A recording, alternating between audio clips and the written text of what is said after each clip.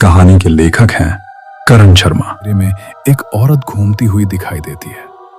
लोग कहते हैं अगर अमावस्या की रात कोई आवाज आए, दरवाजा खोलो, मैं भी मां हूं, तो कभी मत खोलना। अंजलि की मौत के बाद काली के घर का माहौल पहले से भी ज्यादा डरावना हो गया था, जैसे उस घर की दीवारों ने खुद कुछ देख लिया हो और अब वो हर रात उसे दोहरा रही हो।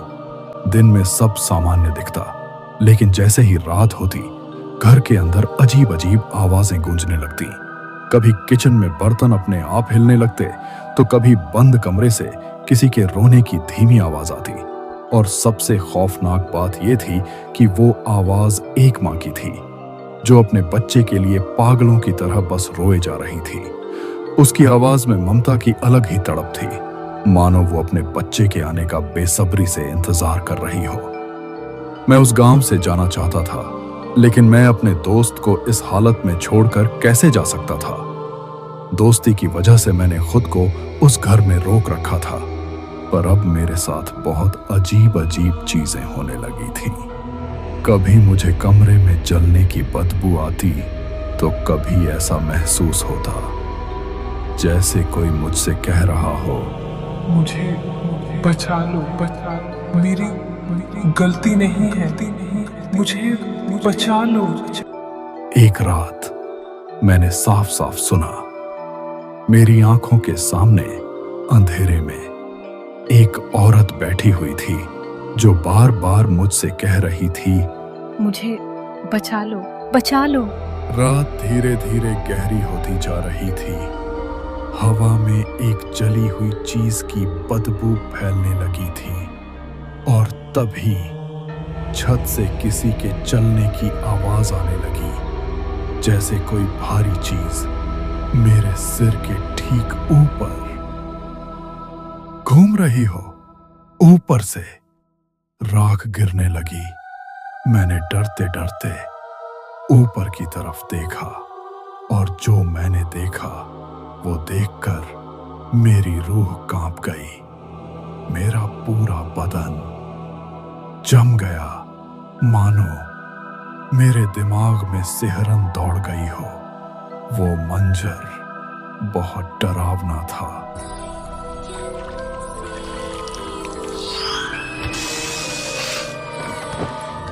और अचानक वो गायब हो गई। काली अब बिल्कुल बदल चुका था। उसकी आंखों के नीचे काले और गहरे हो गए थे। वो ना ठीक से खाता था, ना सोता, बस एक कोने में बैठा रहता और दीवार को घूरता रहता, जैसे उसे वहां कुछ दिखाई दे रहा हो। मैंने उससे पूछा, क्या बात है यार, तू दीवार को इस तरह घूरता क्यों रहता है? वो कुछ नहीं बोला और बस सामने देखता रहा, जैसे उसको कुछ दिख रहा है। उसकी माँ हर वक्त डरी हुई रहती, लेकिन फिर भी वो बार बार भगवान का नाम लेने की जगह घर के कोनों में कुछ छुपाने की कोशिश करती दिखती थी, जैसे उसे पता हो कि ये सब क्यों हो रहा है। एक रात मैं पानी पीने के लिए उठा तो देखा काली की माँ कमरे में बैठी थी, और जो मैंने देखा वो देखकर मुझे खुद पर यकीन नहीं हो रहा था। आखिर ये सब क्या हो रहा था? पहले अंजलि की मौत आज भी मैं भूल नहीं पा रहा था, और अब ये सब मैंने देखा काली की माँ जादू टोना कर रही थी, और उसके बाद का मंजर तो और भी ज्यादा खौफनाक था। अगर कोई कमजोर दिल वाला इंसान ये सब देखता तो सदमे की वजह से या तो उसकी मौत हो जाती या वो बेहोश हो जाता। काली की मां ने कुछ मंत्र पढ़े और काले कौवे की बलि दे दी।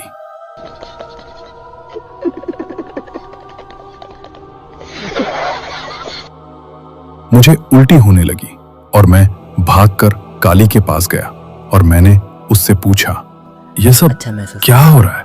हमसे बहुत बड़ी गलती हो गई करण। मैं पूछने ही वाला था, कैसी गलती? अचानक घर के अंदर से जोर की आवाज आई, जैसे कोई चीज जमीन पर घसीटी जा रही हो। हम दोनों भागकर अंदर गए और जो मैंने देखा उसने मेरे पैरों तले जमीन खींच ली। काली की मां की आंखें खुली हुई थीं और वो एक ही बात बार बार बोल रही थी, मुझे माफ कर दो। दीवार पर खून से लिखा था, मां मैं वापस आ गई हूं। कौवा को देखकर ऐसा लग रहा था जैसे किसी ने उसके मीट को नोच नोच कर खाया हो। काली उस लिखावट को घोर रहा था और उसकी आंखों से आंसू बह रहे थे। मैंने उससे पूछा, ये किसने लिखा? काली ने धीरे से कहा, कल्याणी। ये नाम सुनते ही मेरे अंदर ठंड सी उतर गई और तभी काली ने पहली बार सच बताया। वो सब सुनकर मैं सुन्न हो गया और एक अजीब सा डर मेरे दिल में बैठ गया। कालायनी का सच जितना खौफनाक था उतना ही दर्द भरा भी। कालायनी उसकी पहली पत्नी थी, वो भी गर्भवती होना चाहती थी, लेकिन सालों तक उसे बच्चा नहीं हुआ। इस बात को लेकर काली की मां रोज उसे ताने देती, मारती पीटती, उसे अपशकुनी कहती और धीरे धीरे पूरा घर उसके खिलाफ हो गया। यहां तक कि काली जिसने उसे प्यार करने का वादा किया था वो भी चुप रहने लगा। और उसी दिन उन्होंने गांव वालों में ये बात फैला दी कि कालयानी काला जादू करती है, बच्चों को मारती है और गांव के लिए अपशकुन है। लोगों ने बिना सोचे समझे उस पर विश्वास कर लिया। उसे गांव के बीच में खींच कर लाया गया और जिंदा जला दिया गया। काली ये सब देखता रहा, लेकिन उसने कुछ नहीं किया। मैं ये सब सुनकर सुन्न हो गया। और अंजलि? उसे सब पता था, वो भी इसमें शामिल थी। मेरे अंदर गुस्सा और डर दोनों एक साथ उमड़ने लगे। अब मुझे समझ आ चुका था कि ये सब क्यों हो रहा है। ये किसी आत्मा का आतंक नहीं था, ये एक औरत का बदला था जिसे जिंदा जलाकर खत्म किया गया था। तभी अचानक घर की लाइट खुद ब खुद ऑन ऑफ होने लगी। अचानक पूरा घर अंधेरे में डूब गया। फिर वही जली हुई बदबू और किसी के धीरे धीरे चलने की आवाज। मेरी सांसें रुक गईं।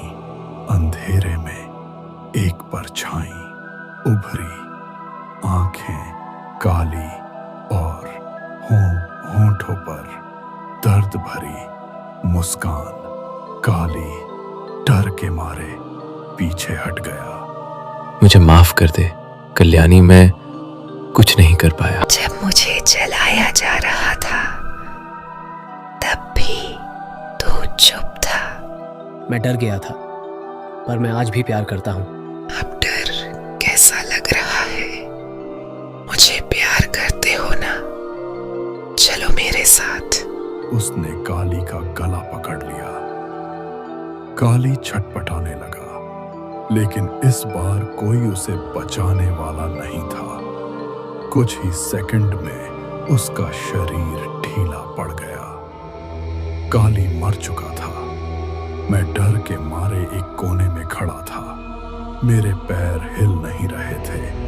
तभी काली की मां भागने लगी, लेकिन दरवाजा अपने आप बंद हो गया। कल्याणी धीरे धीरे उसकी तरफ बढ़ी। मुझे माफ कर दो। गलती या सजा, गलती या सजा। और अगले ही पल उसकी चीख पूरे घर में गूंज गई। कुछ ही देर में सब शांत हो गया।